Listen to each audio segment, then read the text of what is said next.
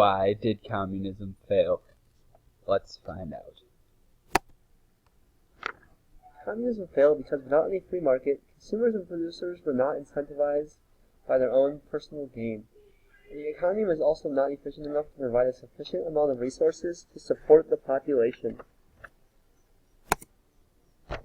So what exactly is communism? Communism is an idea that was first expressed by Karl Marx in 1848. Communism is an economic and social structure of society where there is public ownership of everything, including land and capital, and all means of production. Under communism, there would be no social classes, and all people would be viewed as equal. There would also be no private business, since everything is owned by everyone, so there would be no profit.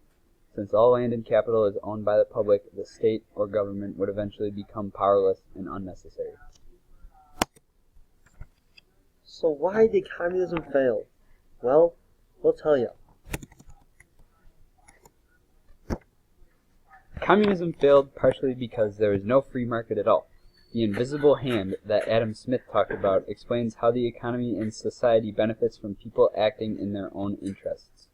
Since there is no free market at all, people were not motivated by their own personal gain and did not work hard or efficiently. This relates to what we learned in Unit 1. Also, since communism uses a command or centrally planned economy, there was no free enterprise. There was no competition. Therefore, businesses couldn't be driven by competition and they weren't incentivized to be efficient and make advances.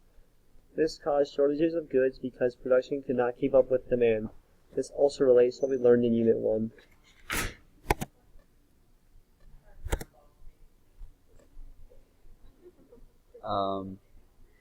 Communism failed in part also because it was entirely a command economy and had no free market economy.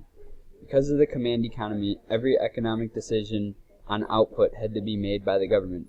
Because of this, the economy couldn't change due to supply and demand. If demand was high, the supply couldn't change quickly enough to meet it, and vice versa. This led to a lot of wasting of resources and shortages. This relates to what we learned in Unit 2.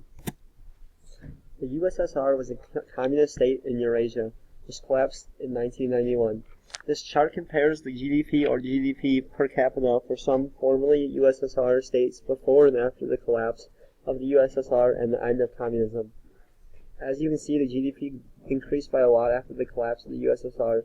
This trend is seen in most formerly USSR nations. Communism limits GDP because of the lack of trade and inefficient production. Therefore, GDP per capita is lower and the standard of living is lower. This relates to what we learned in Unit 3. Another reason communism failed was that there was no room for foreign trade under communism ideology.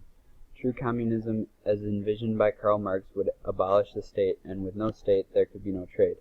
Though most communist states maintained a powerful government, communism still emphasized self-sufficiency.